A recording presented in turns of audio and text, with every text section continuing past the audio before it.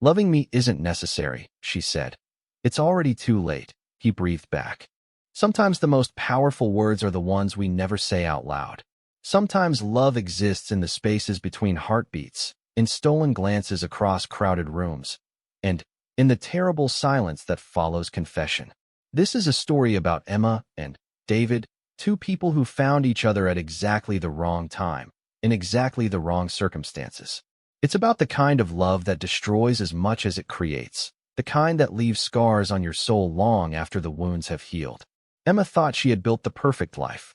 Successful career, beautiful home, a husband who provided everything she thought she wanted. But perfection, she discovered, can be the loneliest place in the world. David was running from his past, carrying secrets that weighed more than his hopes for the future. When their paths crossed on an ordinary Tuesday morning, neither of them knew they were about to discover that sometimes the most dangerous thing you can do is fall in love with exactly the right person. This is their story, raw, honest, and heartbreakingly real. It's about the choices we make when love demands everything and offers no promises in return. About what happens when two broken people find each other and realize that some connections transcend time, circumstance, and even our own best intentions. Because sometimes loving someone isn't about having them. Sometimes it's about letting them go. And sometimes, by the time you understand the difference, it's already too late. Emma Chen had always believed that life followed a script. You went to college, got a good job, married a reliable man, bought a house with a white picket fence, and lived happily ever after. At 32, she had checked every box on that list, yet something felt fundamentally wrong with the picture she had painted. The morning it all began was unremarkable in every way except one. Emma stood in line at Corner Coffee, the same cafe she visited every Tuesday before work, ordering the same medium vanilla latte she had been drinking for 3 years. The routine comforted her in a way she couldn't explain. In a life that felt increasingly chaotic beneath its polished surface, these small rituals kept her grounded. She was scrolling through her phone, reading emails that would determine the fate of a multi-million-dollar marketing campaign, when someone behind her spoke. "Excuse me, you dropped this." Emma turned to find a man holding her wedding ring. The sight of it in his palm, separated from her finger, sent an inexplicable chill down her spine. She hadn't even noticed it slip off. The ring had been growing loose lately, just like everything else in her life seemed to be coming undone at the edges. "Thank you," she said, taking the ring from him. Their fingers brushed for just a moment, and Emma felt something she hadn't experienced in years. It wasn't attraction, exactly, though the man was undeniably handsome in a weathered, lived-in way. It was recognition, as if her soul had suddenly remembered a melody it thought it had forgotten. "David," he said, extending his hand. "Emma." She slipped the ring back onto her finger, hyper-aware of its weight. David looked like someone who had seen too much of the world too quickly. His dark hair was slightly unkempt, and his clothes suggested someone who dressed for function rather than fashion. There was a small scar above his left eyebrow, and laugh lines around his eyes that seemed at odds with something sadder in his expression. He carried himself like a man who had learned not to take up too much space. "You come here often?" David asked, then immediately laughed at himself. "Sorry, that sounded like a terrible pickup line. I just meant, I think I've seen you here before." Emma found herself smiling genuinely for the first time in weeks. "Every Tuesday. Same time, same order. I'm predictably boring." Predictable maybe, but I doubt boring. There was something in his voice, a warmth that made her want to keep talking to him, which was unusual. Emma had mastered the art of polite conversation that led nowhere, but this felt different. The barista called her name, breaking the spell. Emma collected her latte and turned back to David, unsure why she was hesitating. "Well, thank you again," she said. "See you around, Emma." She left the cafe with the strangest sensation that something significant had just happened, though she couldn't identify what. The rest of her day proceeded exactly as planned. She arrived at her office at Morrison & Associates by 8:30, reviewed the Henderson campaign materials, attended 3 meetings, and made 17 phone calls. She was good at her job, very good, and found satisfaction in solving problems and creating compelling narratives for clients. But throughout the day, Emma found her mind wandering back to the stranger in the cafe. David. She wondered what he did for work, what his story was, why he had seemed so familiar. She caught herself looking for him during her lunch break, scanning faces on the street with an attention that felt both foolish and necessary. That evening, Emma returned to the suburban home she shared with her husband Michael. The house was exactly what she had imagined she wanted when they bought it 5 years ago. Spacious, well-appointed, in a neighborhood where people jogged with expensive strollers and discussed property values at dinner parties. Now it felt like a beautiful prison. Michael was in his study, working late as usual. He was a successful corporate lawyer, methodical and ambitious, the kind of man her parents had always hoped she would marry. He provided security, stability, and social status. He was also becoming increasingly like a stranger who happened to share her address. "How was your day?" Michael asked without looking up from his laptop when she appeared in his doorway. "Fine. The Henderson campaign is moving forward. We should hear back on the proposal by Friday." "Good. Did you remember to call the caterer about the dinner party?" Emma had forgotten completely. "I'll do it tomorrow." Michael finally looked at her, his expression mildly irritated. "Emma, we talked about this. The partners' dinner is important for my career. I need you to handle these details." "I know. I'm sorry. I'll take care of it." He was already looking back at his screen. "Thanks. I'll probably be working late, so don't wait up." Emma stood in the doorway for another moment, waiting for him to ask about her day, to notice that she had gotten her hair cut, to see her at all. But Michael's attention had already moved on to the next item on his endless list of priorities. She made herself a simple dinner and ate it alone at their dining room table, surrounded by wedding china they never used and fresh flowers she replaced weekly out of habit rather than joy. The silence in the house felt oppressive, broken only by the distant clicking of Michael's keyboard and the hum of expensive appliances. Later, lying in bed beside her husband, Emma stared at the ceiling and thought about the stranger who had returned her wedding ring. She wondered if he was somewhere in the city, lying awake as she was, thinking about unexpected moments of connection.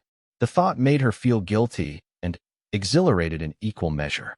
She had built what everyone would consider a successful life, but success felt increasingly like a costume that no longer fit. Every day she played the role of the accomplished marketing executive, the supportive wife, the woman who had everything figured out. But beneath the performance, Emma felt like she was slowly disappearing. The next Tuesday, Emma found herself taking extra care with her appearance, though she told herself it had nothing to do with the possibility of seeing David again. She chose a dress that brought out the green in her eyes and left her hair down instead of pulling it back into its usual professional bun. Corner coffee was busier than usual, filled with the morning rush of commuters and students. Emma ordered her vanilla latte and scanned the crowded space, trying to appear casual while searching for a familiar face. She was beginning to think she had imagined the entire encounter when she heard his voice behind her. "Emma." She turned, and there he was, looking slightly uncertain but pleased to see her. Today he wore a faded blue button-down shirt and jeans, and Emma noticed he had paint under his fingernails. "David." "Hi. I was hoping I'd see you again," he said, and the honesty in his voice made something flutter in Emma's chest. "Were you? I know this might sound strange, but I can't stop thinking about yesterday. About meeting you. I feel like—" He paused, searching for the right words. "Like I've been waiting to meet you without knowing I was waiting." Emma knew exactly what he meant, though admitting it felt dangerous. "It doesn't sound strange." They collected their drinks and, without discussing it, moved to a small table in the corner. Emma checked the time on her phone, knowing she should leave for work, but unable to make herself stand up. "What do you do?" she asked. "I'm a carpenter. Furniture mostly. Custom pieces." David's hands when he gestured were strong and calloused, the hands of someone who created beautiful things. "I know it's not very glamorous. I think it's wonderful. Making something with your hands, creating something that will last. That's more meaningful than what most of us do." "What do you do?" "Marketing. I help companies figure out how to sell things to people who don't necessarily need them." Emma surprised herself with the honesty. She usually described her job in much more flattering terms. David laughed. "Well, when you put it like that, it pays well," Emma said, then felt foolish for the defensive response. "I didn't mean to judge. I'm sure you're very good at what you do." There was something in his tone that made Emma look at him more carefully. "But you don't think much of it. I think we all do what we have to do to get by. Some of us are lucky enough to love what we do, some of us aren't. But what matters more is who you are when you're not working. And who do you think I am when I'm not working?" David studied her face with an intensity that made Emma feel exposed and seen in a way that was both uncomfortable and thrilling. "I think you're someone who's forgotten who she really is. I think you're beautiful and intelligent and probably lonelier than you let anyone know. I think you have dreams you've stopped talking about, maybe even stopped thinking about." Emma felt her breath catch. No one had seen her so clearly in years, possibly ever. It was terrifying and wonderful and completely inappropriate. That's quite an assessment based on one conversation. Am I wrong?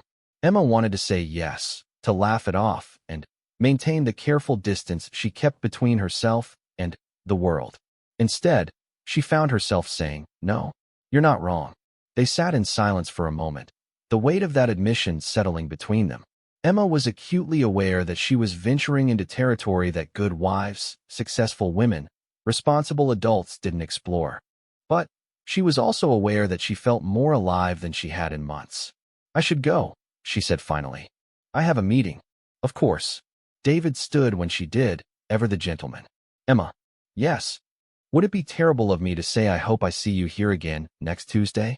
Emma looked into his eyes and saw kindness there, and something else that made her pulse quicken.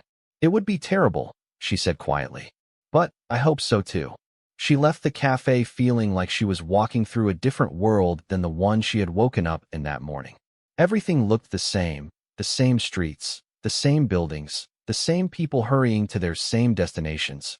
But something fundamental had shifted.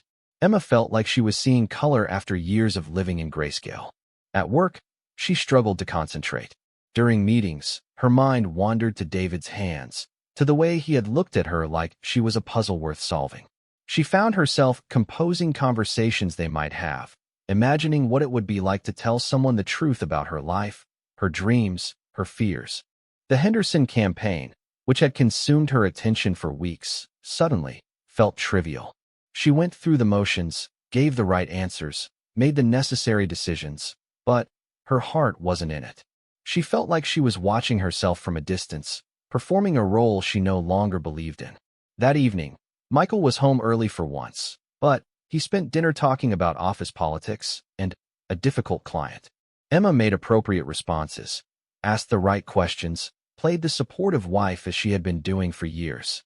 But inside, she felt like a fraud. After dinner, Michael suggested they watch a movie, and Emma agreed, hoping for some connection, some reminder of why they had chosen each other. But they sat on opposite ends of the couch, Michael scrolling through his phone while the movie played, and Emma felt the distance between them like a physical ache. When Michael finally looked up from his device, it was only to check the time.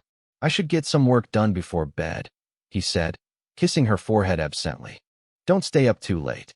Emma remained on the couch long after the movie ended, staring at the blank screen and thinking about the way David had said her name, like it meant something. She thought about the life she had built and the woman she had become, and for the first time, she wondered if it was possible to change course this late in the game. She told herself that what she was feeling was just the excitement of meeting someone new, the flattery of being seen and appreciated. She told herself it meant nothing, that it would pass, that she was simply going through a phase that many married people experienced. But deep down, Emma knew she was lying to herself. Something had awakened in her that she thought had died years ago, and she wasn't sure she had the strength to put it back to sleep.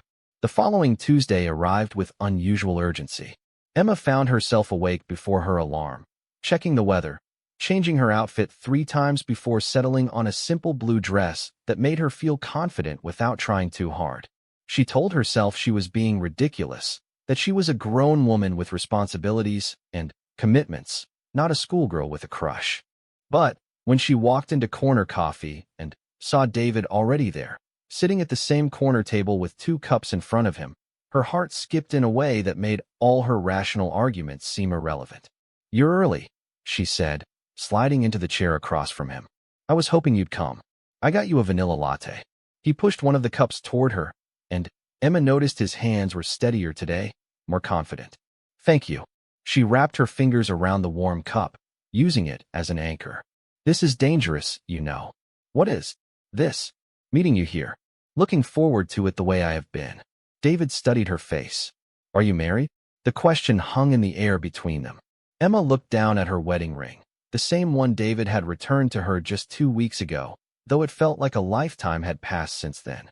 Yes. Happily. Emma opened her mouth to give the automatic response, the one she had been giving friends and family for years. Instead, she found herself telling the truth. I thought I was. I thought I knew what happiness looked like, what it was supposed to feel like. Now I'm not sure I ever knew it all. David nodded slowly. I was married once too. She died. Cancer. 3 years ago. Emma felt her breath catch. I'm so sorry. Her name was Sarah. We were together for 8 years, married for 5. She was everything I thought I wanted in a partner. Kind, beautiful, shared my values. We had plans, you know. Kids, growing old together, the whole thing. What happened? Life happened. Or death, I suppose. She fought for 2 years, and I fought with her. We did everything right, followed every protocol, never gave up hope. But sometimes hope isn't enough. David's voice was steady, but Emma could see the pain in his eyes. After she died, I realized something that probably makes me a terrible person. What? I grieved for her, genuinely. I loved her. But I also realized that what we had, it was comfortable and safe and good, but it wasn't the kind of love that changes you. The kind that makes you understand why people write songs and poems and do crazy things.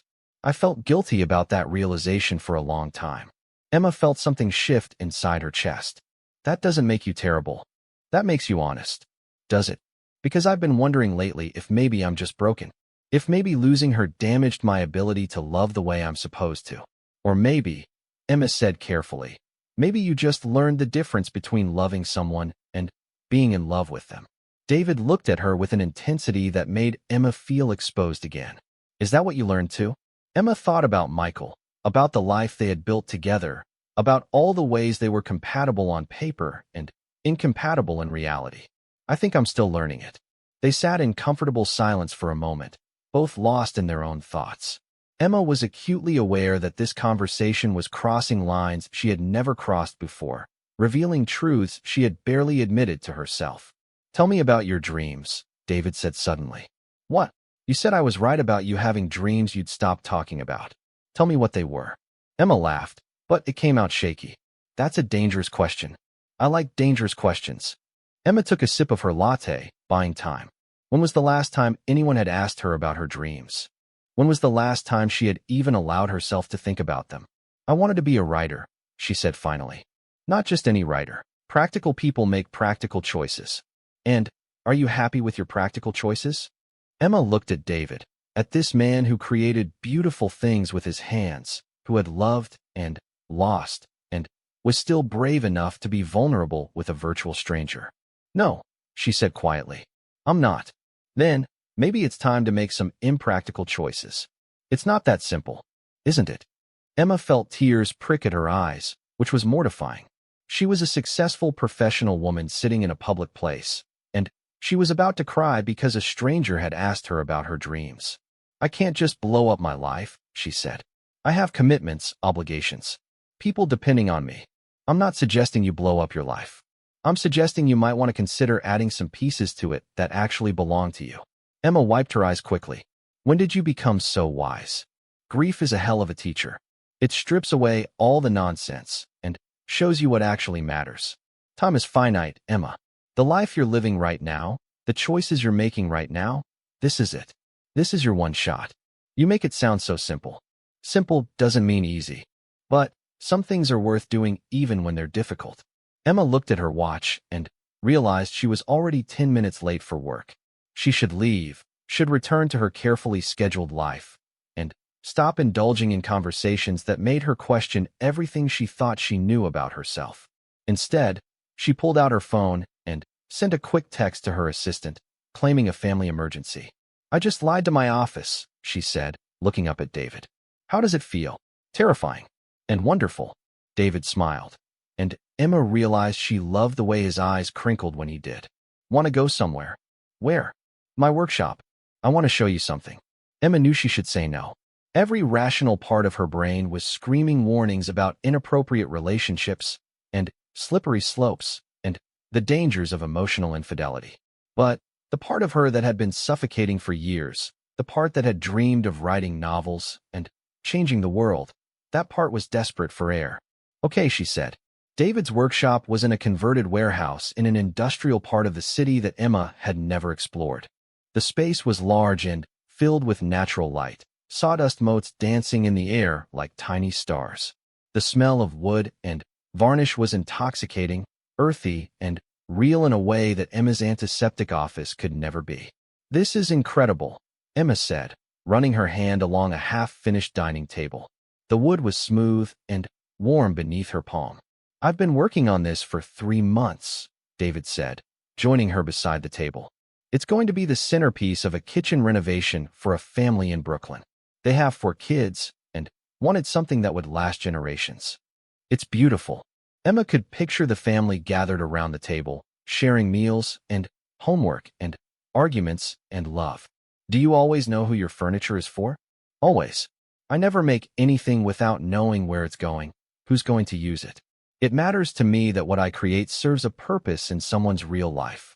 Emma thought about her marketing campaigns, about all the energy she put into convincing people to buy things they didn't need. That must be satisfying. It is. Even when the work is hard, even when I'm struggling financially, I know that what I'm doing matters. Every piece I finish makes someone's life a little better. David led her through the workshop, showing her works in progress. A rocking chair for a new grandmother, a bookshelf for a young couple's first apartment, a jewelry box for a girl's 16th birthday. Each piece had a story, a purpose, a place in the world. You're incredibly talented, Emma said. Thank you. But talent isn't the important part. What matters is loving what you do enough to push through the difficult parts. They ended up sitting on a small bench David had made from reclaimed barn wood, sharing coffee from a thermos he kept in his workshop. The conversation flowed easily, covering everything from books they had loved to places they wanted to travel to childhood memories that had shaped them.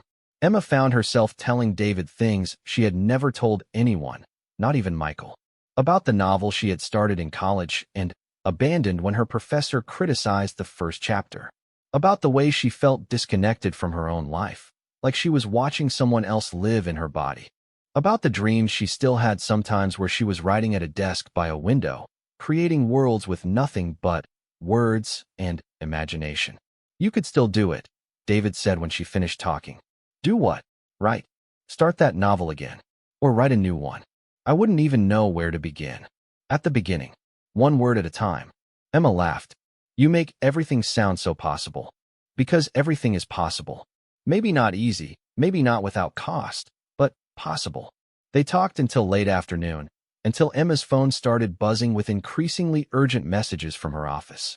Reality was calling, demanding her return to the carefully constructed life she had been living before she met David. I have to go, she said reluctantly. I know. They walked to the entrance of the workshop together, neither of them quite ready to say goodbye. Emma felt like she was leaving a beautiful dream to return to a life that suddenly felt like sleepwalking. Emma, David said as she was about to leave. Yes. Will you think about what we talked about? About the writing? I will. And will I see you next Tuesday? Emma looked at him, at this man who had somehow seen straight through all her carefully constructed defenses to the person she used to be, the person she still was underneath all the compromises and practical choices. Yes, she said. You will. The drive home felt like traveling between 2 different worlds. Emma's office had been predictably frantic about her sudden absence, and she had spent an hour on the phone handling the crisis she had created by taking 1 day for herself.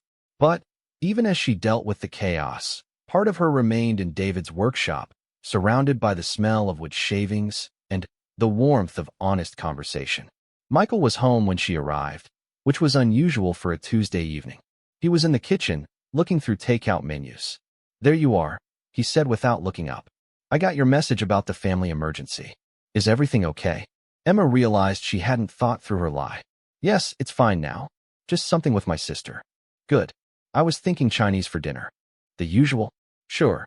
Michael placed the order while Emma stood in their perfect kitchen, thinking about David's dining table and the family that would gather around it. Everything in her house was beautiful and expensive and chosen for maximum resale value. Nothing had a story. Nothing had been created with love. Over dinner, Michael talked about a case he was working on, and Emma tried to listen, tried to engage. But her mind kept wandering to the conversation she had shared with David, to the way he had listened to her not just with his ears, but with his whole being. "You're quiet tonight," Michael observed. "Just tired. Everything okay? You seem different somehow." Emma looked at her husband, at this man she had promised to love and honor, and felt a wave of guilt wash over her. "I'm fine. Just thinking about work." Michael nodded and returned to his story about billable hours and client expectations. Emma made appropriate sounds at appropriate moments, but inside she felt like she was drowning in the mundane details of a life that no longer fit. That night, lying in bed beside Michael, Emma stared at the ceiling and tried to make sense of what was happening to her. She was falling for another man. There was no point in denying it. But it wasn't just attraction or lust, or even simple emotional connection.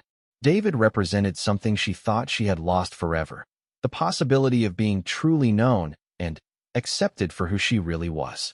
She thought about what he had said about her writing, about starting again. When was the last time anyone had encouraged her dreams instead of her practicality? When was the last time anyone had seen her as more than a role she was playing? Emma knew she was standing at a crossroads, though she couldn't yet see all the paths that lay before her. She could continue as she had been, maintain her marriage and career and carefully constructed life. It was safe, predictable, socially acceptable. It was also slowly killing the person she used to be. Or she could follow this new feeling, see where it led, risk everything she had built for something that might be beautiful or might destroy her completely.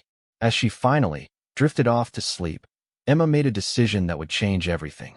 Tomorrow, she would start writing again. Emma did start writing again.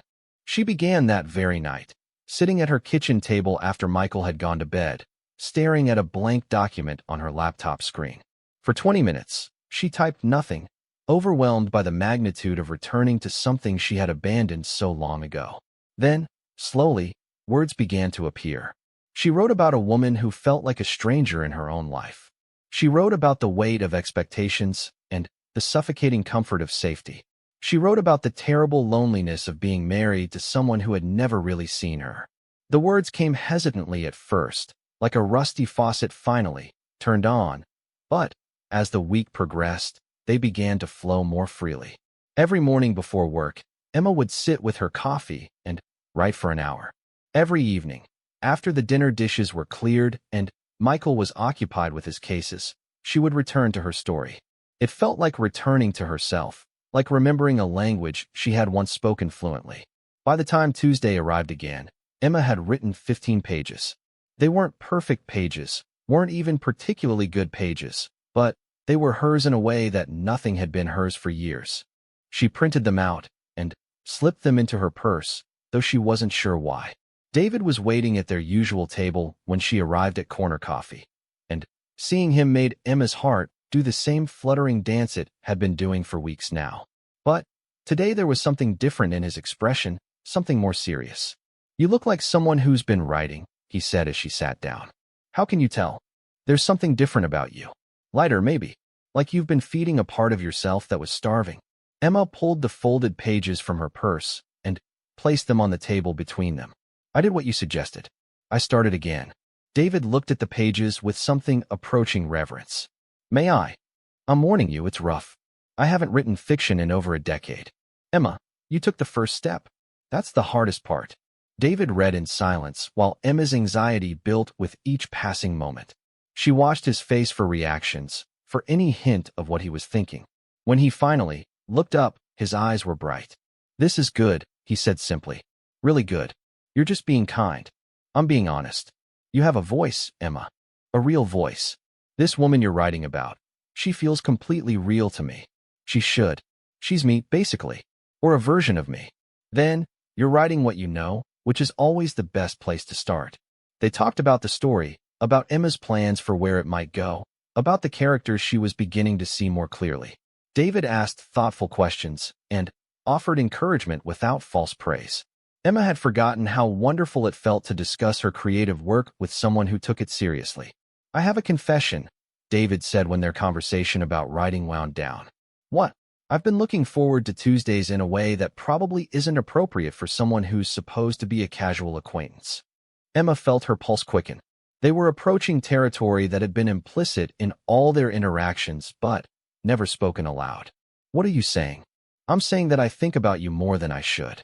I'm saying that meeting you has made me realize I'd been going through the motions of living without actually being alive.